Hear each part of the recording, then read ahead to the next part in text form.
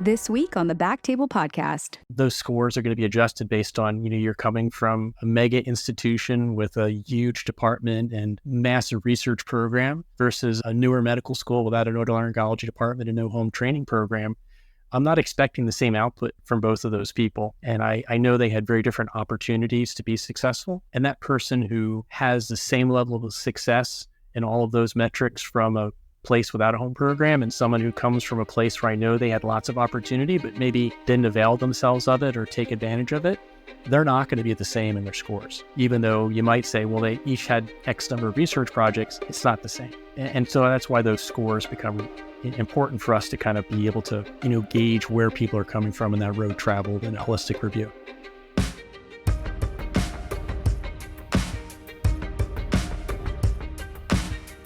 So we're very lucky today to be joined by Dr. Johnathan McGinn. He's an otolaryngologist practicing at Penn State Hershey Medical Center, where he serves as the ENT Residency Program Director. And he's here today to talk to us about the residency match process. Welcome to the show, John. Thank you so much. Pleasure to speak with you today. So can you first tell us a little bit about yourself and your practice? Sure. I actually was in private practice for a few years, but heard my calling back to academics and joined Penn State Health 21 years ago, and have had the pleasure and privilege of being the residency program director for the last 17 years there at Penn State. My clinical practice is comprehensive otolaryngology, but over the course of those 21 years is really focused on what I call benign rhinology. I don't really do any malignancies, but everything else is within the wheelhouse. And so as we get into today's topic, I think it would be helpful to just start out by setting the stage a little bit and talking about the evolution of the process over the past few years. I used to be pretty heavily involved in our residency selection process when I was at UT Southwestern, but I've been out of that for the last couple cycles, and so things have evolved. So maybe just starting at 2020, I feel like that was kind of like there was a big change, and then it's kind of evolved from there. Yeah, I mean, there has been a lot of things that have been modified since 2020. Obviously, with the COVID pandemic, the big change there had, everyone going to virtual interviewing for several years. And, there was definitely pluses and minuses to that process. And there was a lot of advocates early on, obviously, for safety issues, and the concerns of equity also played a role in regards to the virtual process. And, even after the pandemic, tapered off a bit and we felt a little more safe being around others, virtual still, hung on for a while related to that equity concern. But I think for the most part, that's really shifted back to the in-person interview setting. The last year was about a 50-50 split in terms of programs that had gone back to in-person. This year, just anecdotally, I've only heard of one program that's still virtual, and that was, based on kind of a decree from their institution. But I think everyone else is back in person. So that was probably the big change for several years, and definitely created challenges, but also, like I said, had some benefits. The applicants very much, as well as I think the programs, favored getting back in person, though. The Otolaryngology Program Directors Organization had done some survey work and found that, better than 70% of applicants really wanted to be in person and preferred the in-person setting. So I think we've headed in the right direction there. The other big change that happened during that interval, coincidentally, was the signaling process. Many people may not know that, otolaryngology was actually the first to use that within the residency match program selection process. And I credit, those on the executive council and of the OPDO as well as the SUO in terms of allowing that to happen. So I think, as we may recognize, there's a lot of specialties now that have gone to using signaling in their selection process. When it first started, it was kind of an aspirational thing. And a lot of program directors would get these emails after interviews about how you're my favorite, you're the best, I can train nowhere else but there and be successful kind of emails, which were great, but they could have sent that same email to every program director in the country. Whereas the signals, initially it was 5, so they had value. You could only send 5, and that was all managed by the OPDO. After a couple of years, other specialties had figured out that seemed to be a great way to guide programs, understanding who was truly interested and those who were maybe particularly slightly less interested in a program, and took different directions. Orthopedics came in and they decided to go to a high number of signals from a low number of signals, and they found out very quickly that that was highly successful. Others, like obstetrics and gynecology, went to a tiered system where they offered gold and silver signals. So last cycle, we went up to 25 is what we decided on. And I think it worked exceptionally well for us. And then obviously that's been continued into this year. And it benefits the applicants, and it definitely benefits the programs as well. So I think it's a win-win for everyone. Just to kind of, start with some of the questions that we had organized it. So it's as if we're starting with the medical student spring of third year and coming to your office and saying, hey, I'm interested in ENT. Two questions. One is, how does that initial conversation, some of these students you've met before, maybe they came earlier on. Some of these students are now, are new to you, like they've kind of gone through the rotations. And now they're coming. How does that conversation go for you with a medical student?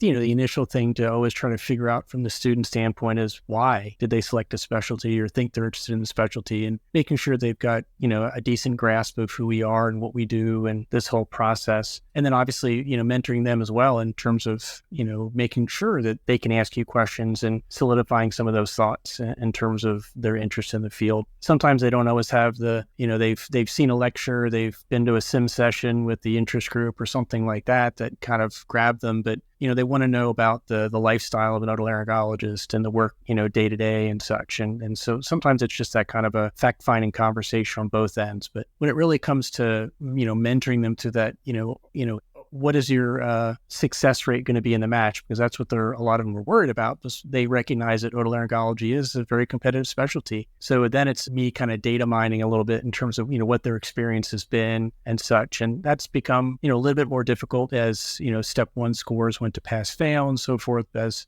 one of the metrics that used to be used to kind of gauge candidacy is no longer in our armamentarium. But want to, understand kind of where they come from in life, what's been their journey to medical school and to this choice, because, that is actually an important part of the residency selection process is, the path traveled in terms of how they got to this point and their successes, with or without some of those advantages. It is, scores, if, depending on where they're coming to me, they may or may not have had their step 2 scores. So that's an important thing to inquire about. And then another important one is, have they had opportunities to be engaged in research? There's a lot of discussion in our field now about, how important is research really in terms of the selection process. And there's definitely people feel strongly on both ends. But I think at this point in time, research is still one of the coins of the realm. And to come into the batch process with little to any research is definitely going to hold people back. So, getting a gauge of, what they've been involved with. And if it's early enough in the process is, helping them get engaged in research, both for their own benefit as well as even just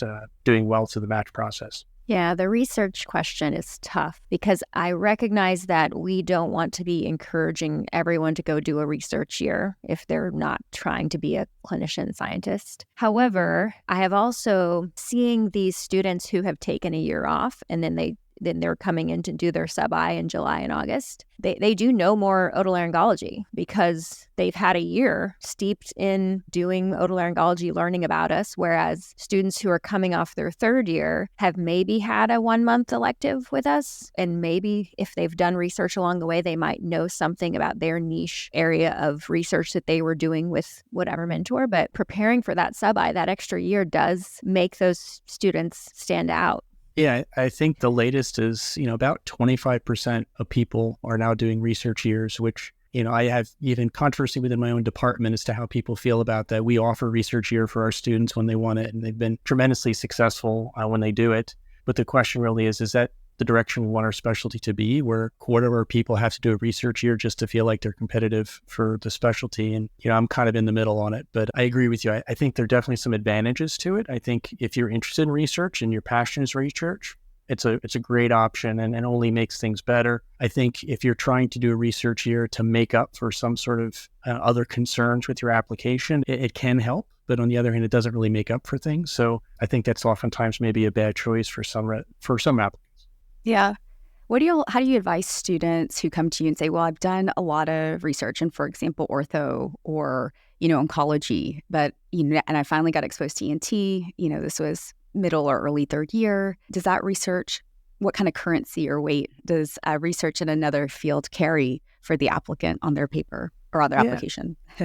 Yeah, I can't tell you how many cents on the dollar that it counts for, but... so I weighted 25%. Yeah. I personally think it should be weighed pretty high because Well, as Ashley said, the idea of having time to investigate the field and be more knowledgeable about otolaryngology is great, but they're going to have 5 years to do that as well. So I think it's more this idea of understanding the research process. How do you formulate a question? How do you, get your background? How do you do the hard work of data collection, whatever, that is, whether it's benchtop or clinical and such? How do you come back and analyze what you found out and see if there's anything relevant there? And then, take it all the way to the finish line where you're going to submit something that's publishable or presentable, at a scientific forum. And I think that's really the process that we're looking for, is that knowledge of how to go through that and the benefits that come from that. So whether that was in hematology, orthopedics, pediatrics, or otolaryngology, I think the value is the same. So personally, and many times I can only speak for myself, is that, I value that very highly. On the other hand, I think if you have a great research portfolio and you're like, hey, I've checked all the boxes. They tell me I'm supposed to have X number of papers and presentations. I've got that, but they are really all in other fields other than otolaryngology. I still think there is some benefit to doing a couple projects within the field. I think you're going to find that there are people across our country who are involved in the selection process who do tier the idea of, research within the field and outside of the field. I'm not one of them, but I do think having something within the field is important. Understanding that maybe not big benchtop research you did early on in medical school, but more of a clinical topic that's easy to do during a third year clinical time. Yeah. So at least get something started, start working on a case report, have something in the works, even if it's in progress. You're kind of moving into the field of ENT, and it helps you have a mentor. That's one thing I've talked to students about. I'm like, research is helpful for all these reasons, and you need a letter. And if you've worked with somebody in research, then they're able to know you better because you've, done this project, and they can write you a stronger letter because they know you. I think that's a great point you bring up, Ash, because we forget that a lot of research is relationship building, right? Like with your mentor, your research partners, your collaborators, whether it's within ENT, outside ENT, there's a lot of research now that's multi-specialty. So I think there's a lot of value in that. It makes me think of our students who apply who don't have home programs and how, difficult it must be for these students to find the exposure, find the research opportunities, and find the mentorship. How do you talk to those, or what kind of advice do you have for applicants who may not have home programs to start building those relationships? Yeah, I agree with both of you. I think this idea of mentorship and then really kind of the evolution as advocacy on the part of hopefully your mentors is so important in this process. Letters of recommendation carry a lot of weight when it comes to the residency selection process. And so I agree, what you said already in terms of research is a great opportunity to have a more in-depth and even potentially slightly different relationship than the person who worked with you in the OR in the clinic a couple of days. And that's where, those without a home program, do oftentimes suffer. And, we know that about 50% of people who match have had some sort of connection with that program, whether a home program, whether it's somewhere they did in a way rotation, which I'm sure we'll talk about later. But, with a home program, you don't have that home base. And so you're already missing that section of potential advocacy right there. So I think, those without a home program, there is a lot more legwork on your part in terms of getting there. One of the great resources that I definitely would advocate for is, because mentorship is so important, is using outside opportunities for mentorship. So one way is, our National Academy has a mentorship program, and, I've participated in it for several years, where you get paired up with students who are across the country and even, outside the continental United States, who are looking for mentors, but don't have somebody necessarily in their area that can serve as that. And that's a great resource for those about home programs. The other one that I sometimes recommended is, hopefully there's somebody from your medical school who was successful in matching into otolaryngology before. And, as someone who's traveled that little bit harder road, bumpier road, I bet they would be very happy to talk to you about the process. So, the dean of students and such at your institution might be able to kind of connect you with previous successful otolaryngologists coming from your school, and they might be a great source for mentorship as well. And talk to you about their path and how they managed it, and maybe even some local resources they found. Because, remember, there are otolaryngologists outside of university settings with residency programs. And as such, there are people in the community local to where those schools are, and maybe even people who serve on staff who are the otolaryngologists for that institution, but maybe don't have a residency. And, they're right there, in your backyard and should be utilized by students. And again, I think otolaryngologists, one of the great things about our specialty is, I think we're, kinder, gentler surgeons. We're friendly, we're approachable. And as such, I think, students may be happily surprised by how easy it is to make connections with those kinds of people. Yeah, that's so true. That was my first exposure. I was on my general surgery rotation at a community hospital, and the local private practice ENT was like, "Yeah, when you're done with your cases, you're always welcome to come into my room and hang out." I was like, "Okay, that's cool." And so it's true. It's so true. I think segueing into that question comes up usually in the spring. People are deciding on their schedule for their fourth year, and it's always, where should I apply to do an away rotation and how many should I do? It used to be that one was fine. And then now more and more I see students, doing 2 and 3 away rotations. And on the one hand,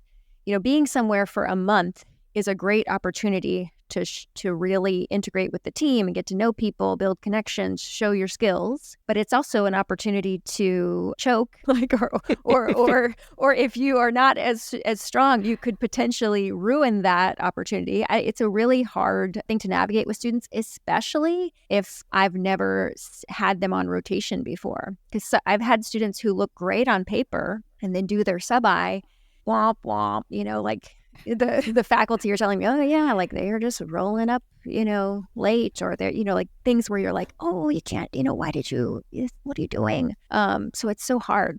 Well, and then my other question actually for both of you is, how do you give students feedback about that too, right? So you're now advising them about aways. You've gotten some feedback because maybe they're somewhat familiar in the department now. Maybe you've heard, and it's not going to be, most students are amazing. You don't have that kind of fit, but every once in a while about you are. So how do you handle that side and then advise on the aways? Yeah, so I think, for my home students, my advice in terms of aways is thinking of it 2 ways. That, it is bidirectional. So it is absolutely your audition, a month-long audition. And we know that it carries a lot of weight. As I mentioned before, that, 50% of people have some connection to a program that they're matching in. Half of that is away rotation. So we know it counts for a lot. And I'm happy to report that almost all away AIs are stellar and do a great job. But you're right, there are some times where people do fall flat. And so I think the student needs to go into it recognizing that don't do that. You should, more than any other rotation in medical school, this is a time that you do need to shine and be the first in and last out, and do all the things that we know, really we want to be as physicians. But for the home student, they've probably only ever seen one type of medical school and one type of hospital setting and such. And I think it's a great opportunity to see what else is out there. So, for example, our institution is a medium-sized residency program. We have a children's hospital and adult hospital that are, on the same campus, although they're separate. That's a very different setting than someone maybe in a very urban setting who goes to 4 or 5 different hospitals during the rotation and maybe has 5 or 6 residents a year instead of 3.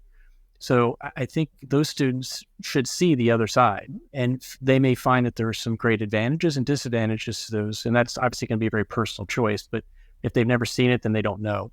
And they don't want to be going to a program like whatever program different than their home program and finding out, wow, this is not where I can be successful.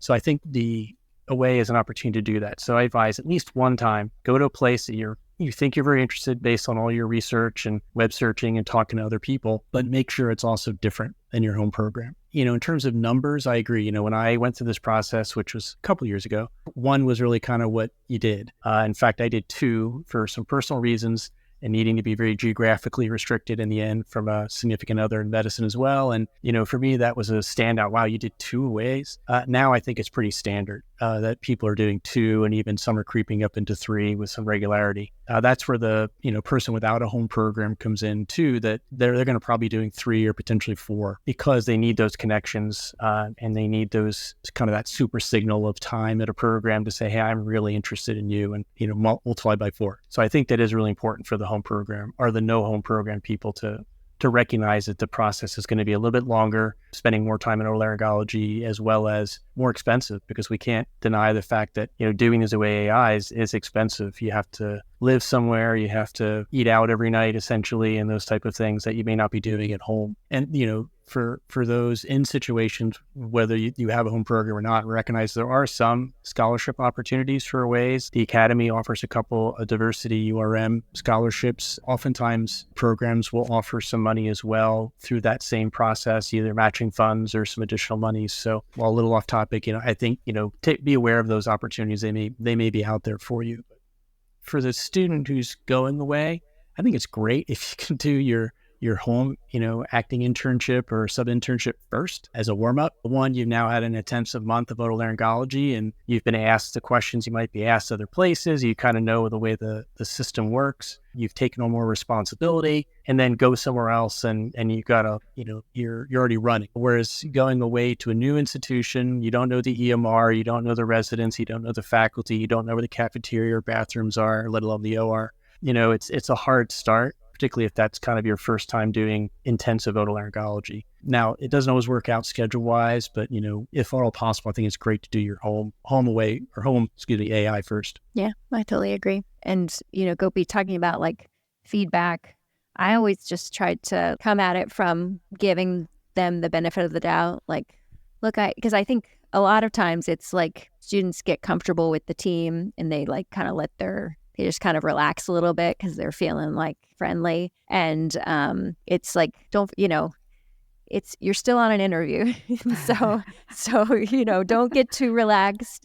Don't get too friendly. Make sure you're still, working harder than anybody else. But yeah, that can be challenging. Regarding, the geography part of it, because I think that's the case for a lot of students. I feel like it's like, oh, I really want to be, in this area for various reasons. When you're advising them on selecting programs, do you recommend doing several in that one region, like put all your eggs in that basket? Or is it important to, I guess the real question is someone going to be looking at the application on the East Coast and say, they did all their OAs on the West Coast, we don't even want to interview them because they're probably not going to come here? Like, is that in the thought process? I think it used to be.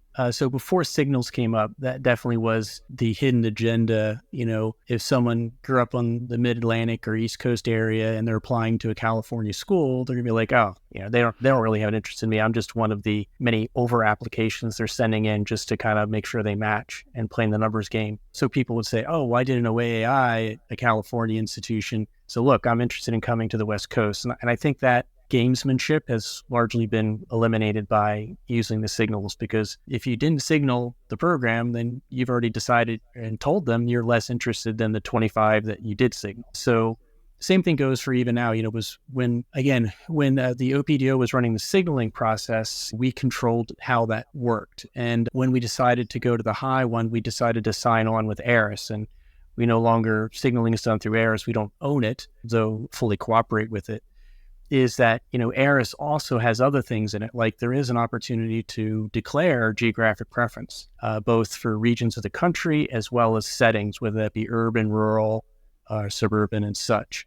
The general advice that we've given otolaryngology applicants, because of the unique competitive nature of it, is that it's better to put no preference for those, because it actually hasn't been shown to improve your chances of getting an interview or matching beyond your signal. So if you said, I want to be on the West Coast, and you signal a program on the West Coast, versus you say, I don't have any preference, and you signal a program on the West Coast, your chances of getting an interview are exactly the same. But you've now alienated the East Coast by saying you want to be on the West Coast. So it's a lose situation. So generally the recommendation is don't leave it blank. Unfortunately, if you leave it blank, then when a program sees your application, it comes across as blank, which is exactly the way it looks if someone said, I have a geographic preference other than where you are as a program. So if you say, I want to be in the Mid-Atlantic, and you apply to a West Coast program, it comes up as blank. So you don't want that, because the assumption might be that, well, they put a geographic preference that just was for not my area of the country. But if you say I have no preference, it comes across as no preference, and that's really what you want. Now, if you truly only want to be in the East Coast or Southwest or whatever it is, and you only applied there, sure, I guess you could check that box. That's not going to hurt you, but it's not going to help you either. But I think that gamesmanship of needing to do audition AIs at places or regions of the country to kind of demonstrate willingness to travel is no longer relevant. I think you should do those where it's convenient, where you really want to go. Don't go somewhere you don't really want to go, at least coming into the process. I think unfortunately people do go somewhere and realize that, hey, this is not really where I want to be, and that's good. That, think of it as a learning opportunity, and you've gotten something out of that, even if it wasn't all positive. But, go places you really want to go. And if that's all in one geographic area, I think that's fine. If I'm reading letters, from an away rotation at a place other than the geographic area I don't think anything of it. I don't say, oh, this person rotates such and such a place, they must not really want to come here. I think hopefully no one's doing that, because it would be kind of ridiculous assumptions. Yeah. The signaling is really added a lot to the process, because it's basic, over the years as a program, the applications are just growing. And it's like, okay, how are we going to sort through this? And we can't cap it. But the signaling has kind of created like a pseudo cap on, applications, because it's like, okay, if I'm not signaled, I'm not in your top 25. And that kind of helps. Has it cut down on applications? Can we just back up for a second? In terms of, for those of us who aren't as familiar with signaling, because this is, again, in the last 4 years, does the signaling happen at the initial application, or after they get an interview, or at the time of the match? When are you signaling a program? Great question. So again, just for historical significance, it's always been done before you send your applications in. Like in October, when I send my initial ERAS application in, I'm going to signal those 25 programs. Okay. More pertinent for current people who are going into their third and fourth years who care about this process mostly now. Yes, it's done through errors. So when you're putting in your application errors, you're also putting your signals in. And so that is something that programs see when they get their batch of applications from ERAS. It definitely has, to answer Ashley's question, significantly decreased the number of applications. So I think, before we went to a high signal number, the average program was getting about 450 applications, and that fell to about 250 last year. Not this current cycle, but last cycle, just by going to a high signal number, which was similar to what orthopedics had seen when they chose a high number, who we kind of modeled our number after. And then this year, which is our second year being in a high signal, it dropped about another 10%.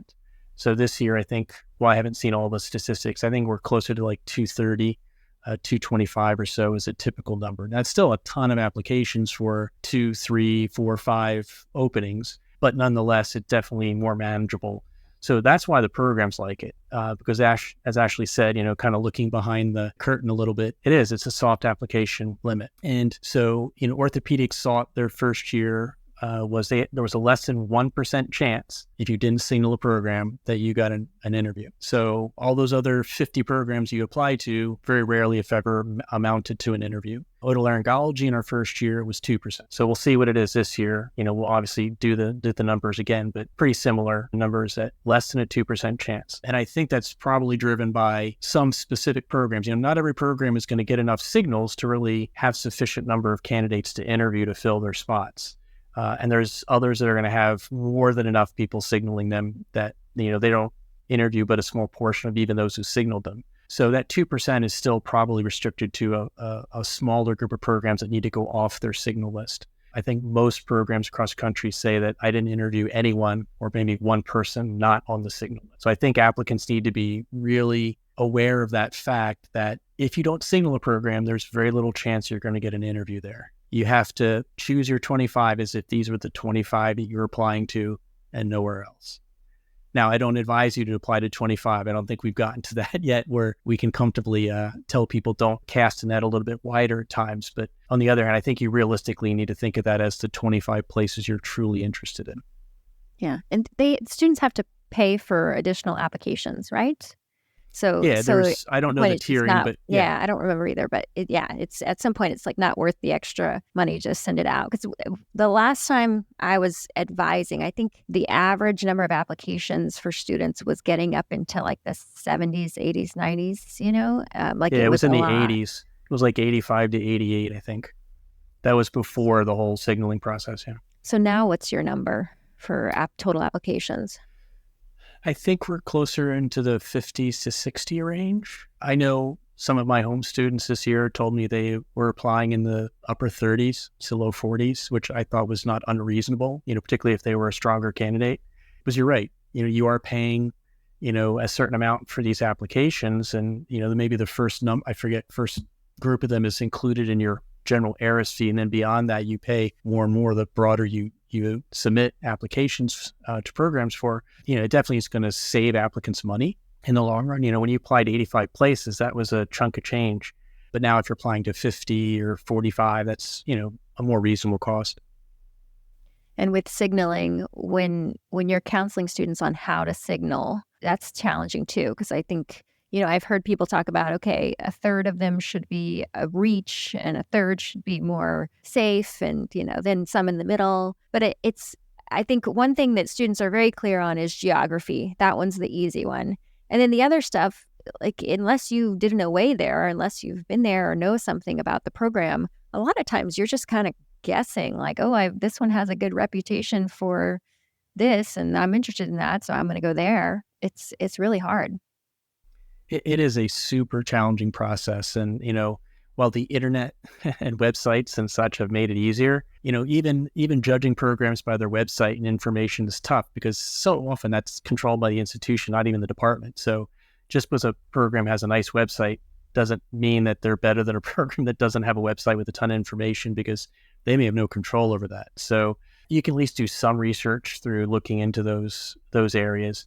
I have to admit, I'm not a big fan of some of the other metrics out there. I think there's some value, like the U.S. News and World Reports, Doximity, and so forth. And I understand, just like we're metric hungry in the application process, looking for board scores and such, the applicants are doing the same thing, looking for something that gives them some idea of where a program stands. I think there is some resources that they can utilize, but I've always found it hard to say, oh yeah, you should have so many aspirational programs and so many safety schools, and the rest in the middle, because how do you decide that? I mean, tell me what program in the country is a safety school? There's no such thing in a competitive specialty where the match is 65 to 70%. So in that sense, I think that is tough. So back in my day, 30 plus years ago now, it was all about, you're dedicated to your career, you'll go anywhere in the country. And, while I was drinking that Kool-Aid too, the reality was that's not a real thing. You need to be happy and have wellness and have a support structure and, have a place to live that you think is befitting your lifestyle and such. And that comes down to geography. The good news is, the ACGME overlooks programs. And I said, as a program director with the ACGME looking over my head, it's not always fun, but on the other hand, they're keeping us on track. And so any accredited program, you're going to get perfectly good training at. So I don't think people need to be worried that I'm at a top tier, middle tier, lower tier program, whatever way you define that. I think it's looking for some of those other things. Some people are going to thrive in small program. Other people are going to like the fact that they work with 50 different attendings, and others are going to like the apprenticeship model. Some people want to be a place where they get broad exposure to many different hospital systems, and other people want to have a home base. I think those things become much more important than such and such an institution is known for this procedure, and I got to go there. Because I can't tell you how many residents come in with this idea that, or even applicants say, I want to be a laryngologist, rhinologist, head and neck surgeon, pediatric otolaryngologist, whatever. And even when they start their residency, they've already changed their mind, let alone at the end of residency. So I don't think you pick a program based on what you think you want to do as a third or fourth year medical student, because you're probably wrong. No offense, but you're probably wrong. And you'll see the light, whatever that light is for you as time goes on. Well, I think you bring up a lot of good points of, do I think I'll thrive in a big program or a small program? What experience do I want? Where do I see myself being happy for 5 years? And I think those are, as opposed to me helping you, quote, pick your list or rank your list, like starting to kind of make those decisions. These are adult decisions. I mean, at some point we have to grow up, right? Like, and it can't be that now all of a sudden we've grown up once residency's done at 32. Like, these are good self-reflections. Who am I? Where do I see myself? And so it also gives some autonomy to the applicant. I mean, otherwise you just feel like you're vulnerable, like at the mercy of the match. How, if the people, the residents and the faculty think I'm a strong applicant, and that sort of, then it's just sort of this, we've ingrained a mindset of checking off boxes and approval, and yet there is some autonomy and encouraging that habit already of like, well, what works for me? What am I looking for? What do I want from this? I think is actually really important. Yeah, I mean, the match is a fickle process. So fickle. I mean, the science behind it and I'm not saying that, how you make your rank list and stuff doesn't matter. It does. But there's a strategy. There's a currency. Right. But in terms of the bigger picture, it is a fickle process because, I'm always amazed when I'm talking with colleagues from other institutions who are program directors and, I see a name. One of their residents is on stage giving a presentation. I'm like, oh, I remember, interviewing that candidate and I know where I ranked them and I'm surprised they matched here kind of thing. And, or vice versa, where people who, what I would be considered top tier programs nationally, having interviewed and matched a resident who I never even offered an interview to, or vice versa. And you're like, okay, well, what did they see in that applicant when they reviewed it that I didn't, and vice versa? And I've been honest with people saying, I have some people who've come to my program who are one of the top residents I've trained in 20 years. That was a courtesy interview where someone had said, hey, I have a really good candidate. Do you think you might offer them an interview if an opening comes up? And I'm like, okay, yeah, they applied to me. They're kind of okay. Sure, we'll do that. And they're the best, one of the best we've ever trained. So I think the honest answer is we as program directors and as selection committees don't always do the best job in selecting residents and vice versa. I think applicants, because of that lack of information, don't always necessarily pick programs for the right reasons. And that's where, again, those away, acting internships can be really valuable to sometimes, unfortunately, cross places off your list if you find out it doesn't fit all those other important life components. But on the other hand, sometimes, and hopefully more often, it really solidifies the idea that, this is a place I really want to be. They look great on paper or the website or what I've heard talking to people, but they're also great to be here. And I think the good news is that's probably still 80% of places. Yeah, that word fit, that would come up a lot, in residency, kind of these selection committee debates, if you will, like, that whole sense of like, this person is just a really good fit. They just worked really well with our team. They get it. They're gonna do well here. And that's stuff that it's hard to communicate on a CV or on your list of accolades, because there's definitely the opposite has been true too, where they look amazing on paper and then they come and it's kind of, they don't really stand out as great as you had hoped or thought that they would. And that's where, the getting back to the in-person interviews helps a little bit with that. I mean, hopefully everyone, both the applicant and the program, can be on their best behavior for a day, and come through as being a great place or being a great applicant. And unfortunately, not always, I know. Hopefully that can happen, but at least getting some type of conversation. You look at as an applicant, you look at the way the residents seem to interact with one another in those candid moments. How do the faculty residents interact when they're in line getting lunch, with you? Those type of things can go a long way to giving you some clue of culture. When you're in a room with residents, are they all kind of doing their own thing on their phone, or are they like enjoying the time they spend with each other? Because this is your family for 5 years and your team. And if you just don't seem to have a culture that you feel included in, that's significant. Again, I think good news is that 85% of places are going to be perfectly fine, but you need to find those outliers where you don't feel your fit is great. But recognize that, programs are doing the same thing. Is that from a selfish standpoint, as a program director, the last thing I want is a resident who doesn't fit with the resident team, because that creates all kinds of problems for me, like I said, in a selfish way, because you got to try to fix that, and that's not always fixable. But it creates a lot of discord, and that discord in the team is invariably going to trickle down to patient care, which we just can't allow, to be sacrificed in any way. In regards to kind of unpacking the virtual interview, kind of coming back to traditional in-person interviews, when we were doing virtual interviews, you alluded to it, like we were like very proud of ourselves that this was a more equitable process, where everyone can afford to log in and do this. But also I think there was maybe some interview hoarding as well, because, the very top people, could do lots of interviews because there's not the burden of travel and trying to coordinate flights all over the country and that sort of thing. So I think that was one thing that was maybe an unforeseen consequence of that. Are there things that programs are doing now that we've switched back to being in person? Are there things that are being done to try to hold on to that equity piece? Like, are we worried that we've kind of turned our backs on that part of it, and are our students, being limited because of that? I don't really know the answer to that question. I agree with you. I think one of the, I would say completely unforeseen, but definitely realized consequences of the virtual was this idea of top candidates, getting tons of interviews and then keeping them all. Because I think in past years, those top applicants who may have gotten, let's say 25, offers because they applied to 85 programs, there's no way you could realistically do 25 from a scheduling standpoint, let alone a financial one. Yeah, you could swing that. That's not a problem. You could do a morning interview one place and be cross country in the afternoon. And so now that we've swung back, I think that question is pertinent to ask again.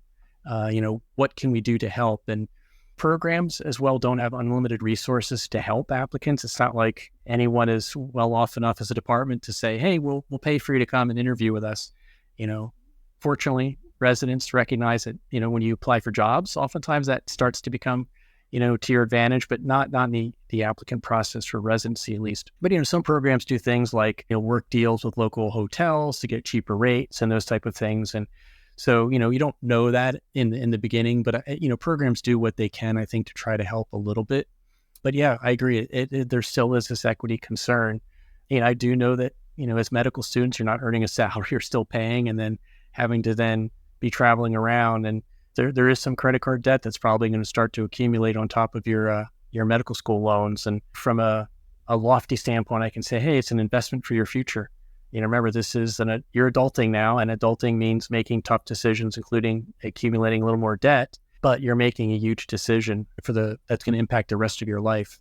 I think that, everyone thought it was so important where they went to college, and then everyone thought it was so important where they went to medical school, and then everyone thinks it's so important when you did residency. When I'm talking to somebody now, did they ask me where I went to college? No, not really, unless they're looking, hey, you a fellow Penn Stater like I am. It's probably where'd you train at? So probably that last place you touch is important, and people are going to, make a connection to you, because now as a person who trained at an otolaryngology program at some institution, they probably know somebody that knows you. If you say, I went to college at Penn State, well, so did 36,000 other people. That's not very helpful. Do you know Bob?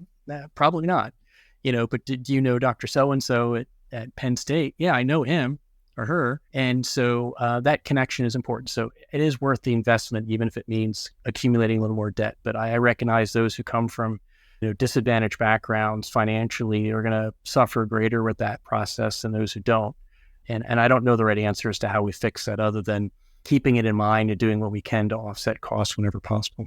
I wanted to spend the last maybe 5-10 minutes more on the department or review committee side. In terms of, you have now 250 to 300 applicants, right, that you're reviewing. How does that process work? And these are all mostly applicants that have put you on their signal list. So that's actually the first sort of filter, if you will.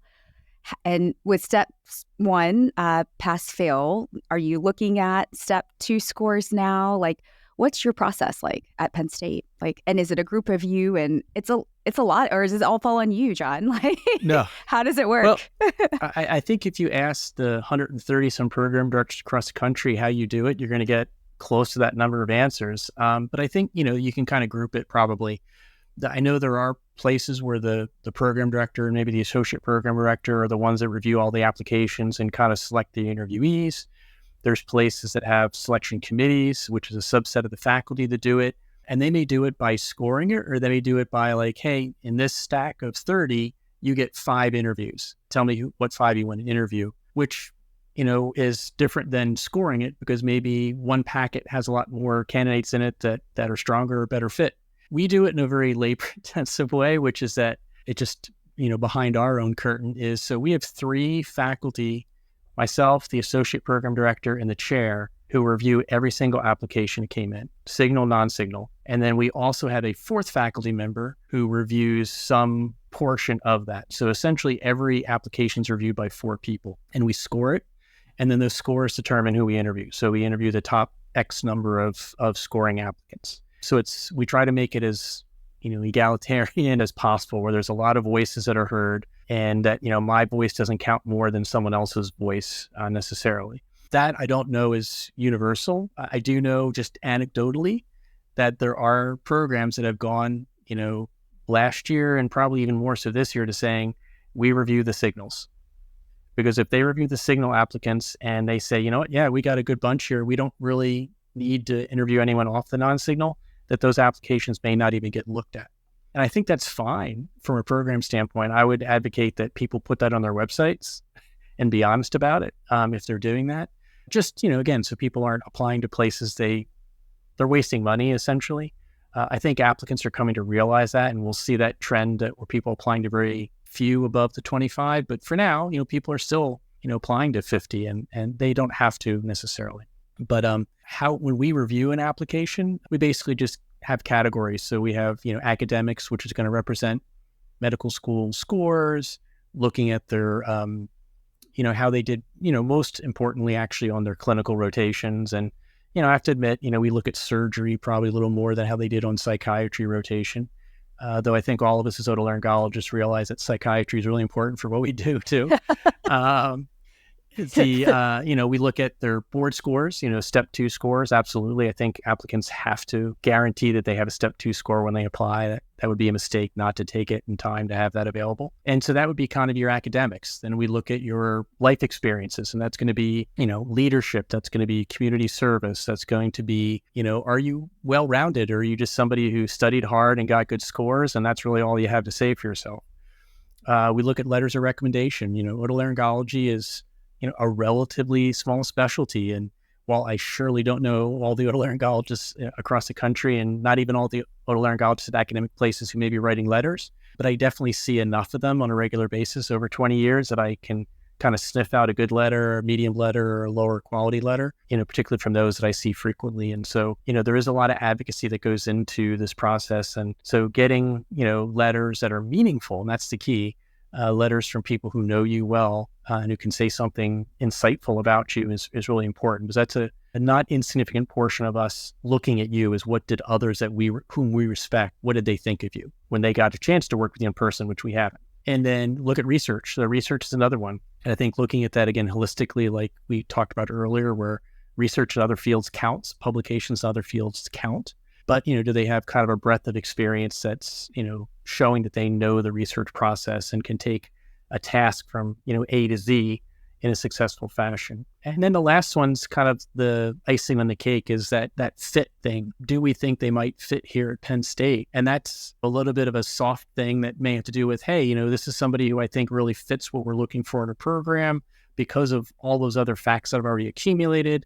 That's somebody who has a strong connection to the area already. That's somebody who, has done certain things in their life that we as a program have had traditionally found to be very meaningful for successful residents. I guarantee while there's some things that everyone looks for, there's a lot of things that everyone looks for. We at Penn State may value something highly. And when we see that pop up in your application, that's going to be something we hone in on. And, I'm not going to tell you what that is specifically, but on the other hand, there are things that we have a good track record with. And if we see it, that's going to bump that score up. And so, that's the whole idea of holistic review, looking at everything about you that at least we can get in an application and in the context of where you're coming from. And I think that also is where those scores are going to be adjusted based on, you're coming from a mega institution with a huge department and massive research program versus a newer medical school without an otolaryngology department and no home training program. I'm not expecting the same output from both of those people. And I know they had very different opportunities to be successful. And that person who has the same level of success in all of those metrics from a place without a home program, and someone who comes from a place where I know they had lots of opportunity, but maybe didn't avail themselves of it or take advantage of it, they're not going to be the same in their scores. Even though you might say, well, they each had X number of research projects, it's not the same. And so that's why those scores become important for us to kind of be able to, gauge where people are coming from in that road traveled in a holistic review. When you're going back to the letters, when you're looking at letters, is it necessary for all of them to be from ENTs? And particularly, does it need to be from academic ENTs? So if you had somebody who, was maybe these students who don't have a home program, but they found an ENT in the community and they were able to do a month rotation with them, is that okay? Do you think less of them because you're like, oh, I don't know Dr. Smith private practice out in wherever, like I want somebody who's got an associate professor or higher situation?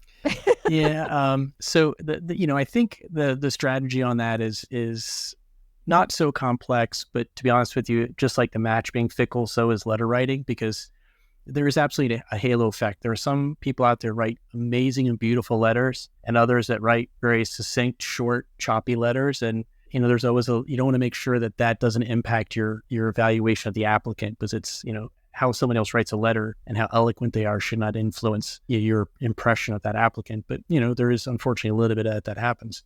And you don't know that as an applicant as to who writes a nice letter and who doesn't. So I think you need to go not worry about that and focus more on those who know you well. And so I think there is definitely a bias in otolaryngology. We want to hear from other otolaryngologists. It is, again, a relatively small community, and oftentimes we do know the letter writers, but not always. So I think that is important. Now, if you did a PhD or you had a significant intensive research experience with that hematologist or, orthopedist that we've spoken about, I think it's fine for them to be that fourth letter that we oftentimes, recommend students have, but just recognize that it should be for a very meaningful reason. I would not have, the clerkship director for your pediatric rotation during third year write you one, even if you think they know you really well, because it's probably going to be less impactful for this process at this stage of the game. So I think it's a good idea to get, 4 letters. That's what most people should aim for. I think it's not unreasonable to have at least 1, if not 2, from a person who comes with a title, whether that's chairperson, whether that is program director or such. Some places you don't have a choice because oftentimes the PD and chair write a combined letter, which probably means the PD wrote it and the chair may have read it. But or it was all entered in AI. Just give me your CV. Put it into AI. But you're going to get a letter from somebody who has a leadership position. Definitely from your home program, at least another letter from somebody who knows you well. I always tell people, don't pick the person who literally joined the program in July, straight out of fellowship, only because, again, they're fairly junior. They probably haven't written a lot of letters before, may not know the process. And, you don't have to pick the gray-haired people like myself, but you should pick people who have been at least at a program for a while and probably have some experience with it. I think the bigger question comes sometimes is, do you get letters from away rotations? And I think the expectation is that you do get at least 1 from an away. Maybe you did 3 aways. I don't think you have to get a letter from all 3, but I think the expectation is you got at least 1 from an away AI and maybe 2 even potentially. Oftentimes that is also prescribed. You don't get to choose who writes it. It may be, again, the person in charge of students or the PD or somebody, or maybe it's also a joint chair PD letter. But sometimes you do get to choose. And again, I would still choose somebody who probably has some sort of leadership role in that department. I think if you're in a situation where you're maybe at a place without a home program and you are working with community otolaryngologists, absolutely, they've seen you in action. They can speak to you and give some insights. And I think that's perfectly fine. But then that's also a situation where you definitely want to get some academic letters from those that you may have done away rotations as well. Jen, when y'all are looking at applications, and you're going through it, do you have any special considerations for your DO students? Does the MD versus the DO credentials matter? I do think there still is in our specialty a bias, that I think has been slowly but surely whittled down on, both on purpose as well as the fact that now, what we traditionally would call, osteopathic programs are all credentialed now, from a residency standpoint, through the ACGME. So they've tried to make these kind of a synonymous and similar expectations of training. And while that hasn't trickled necessarily down to the medical school level yet, I think that it has definitely gotten better. I think probably the biggest disadvantage that I've seen from DO candidates is not the DO.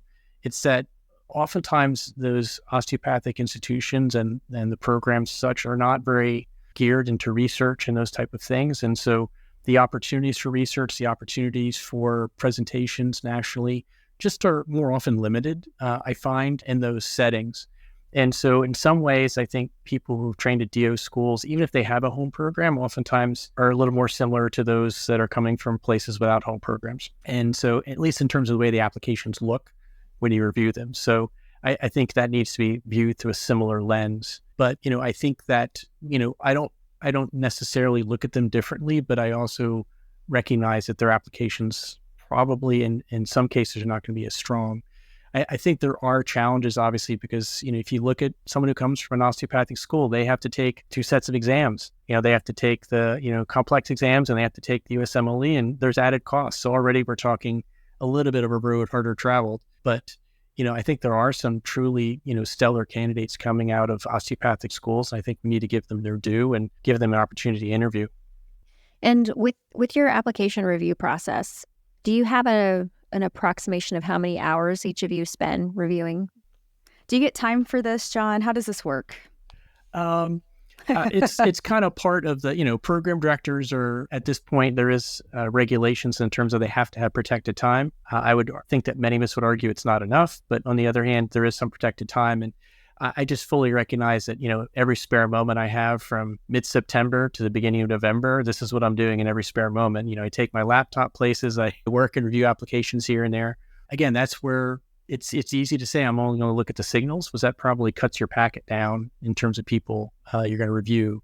But, I think everyone has a strategy, in terms of how they go through it. But, the first dozen or so that I do take a lot more time than the last dozen, not because I'm less interested, but just because I've kind of gotten into a rhythm of, how I go through the packets since last year. But, I would say I'm probably spending 60, 80 hours, reviewing these, having reviewed all of the ones that our program gets. It's a huge time sink. So I think I would hesitate to tell anyone how much time I spend on each application, because I think as an applicant, you'd be very depressed that my life sums up into X number of minutes.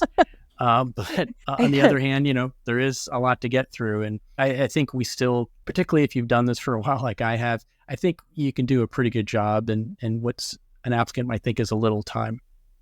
There was a program that had come out, it's been several years ago, maybe, I don't know, 3 or 4 years ago, that was used AI to kind of comb through, some of the kind of objective data of an application to try to come up with, a score, and you can kind of tell it what you're looking for.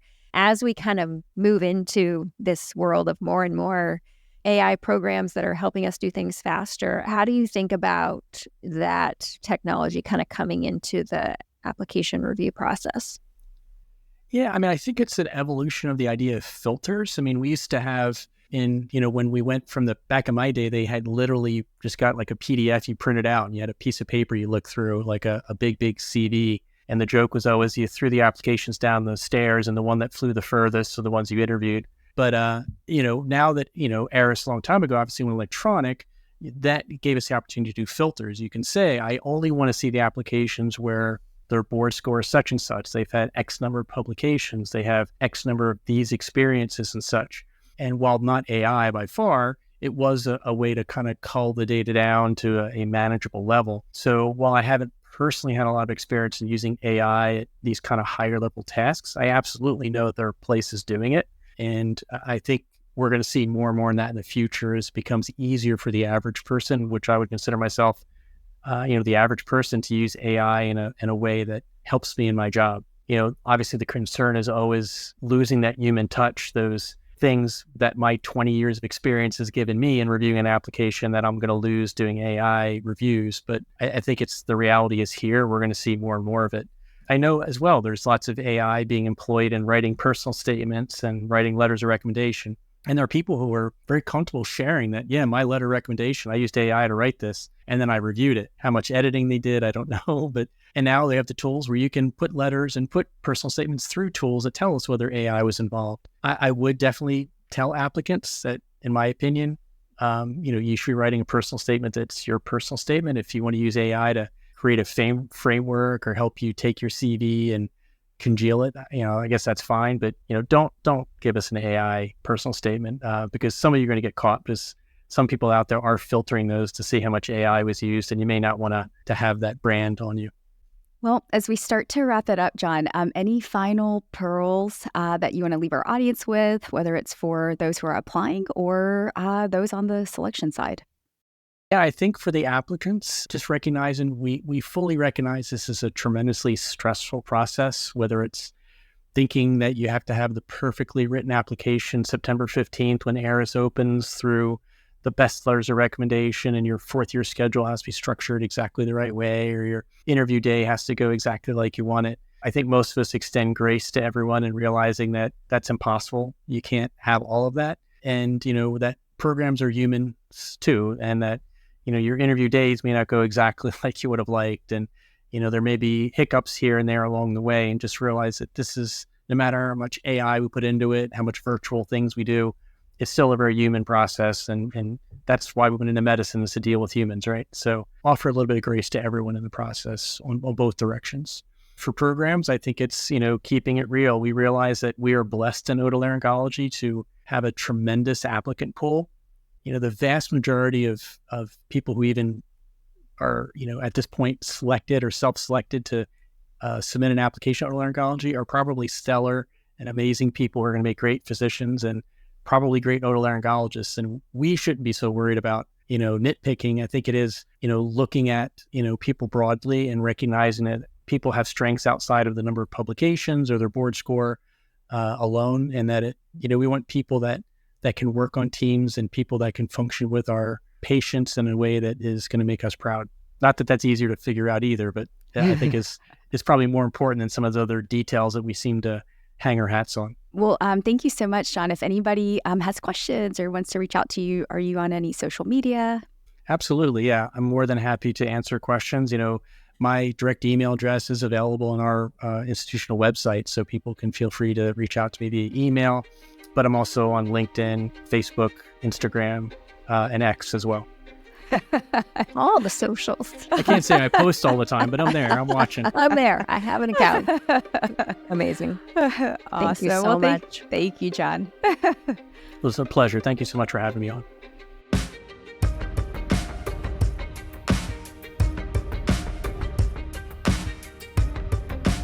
Thank you so much for listening. If you haven't already, make sure to subscribe, rate the podcast 5 stars, and share with a friend. If you have any questions or comments, direct message us at _BackTable ENT on Instagram, LinkedIn, or Twitter. BackTable ENT is hosted by Gopi Shah and Ashley Agan. Our audio team is led by Kieran Gannon, with support from Aaron Bowles, Josh McWhirter, and Josh Spencer. Design and digital marketing led by Brian Schmitz, with support from Taylor Spurgeon Hess. Social media and PR by Chi Ding. Administrative support provided by Judy Dela Cruz. Thanks again for listening, and see you next week.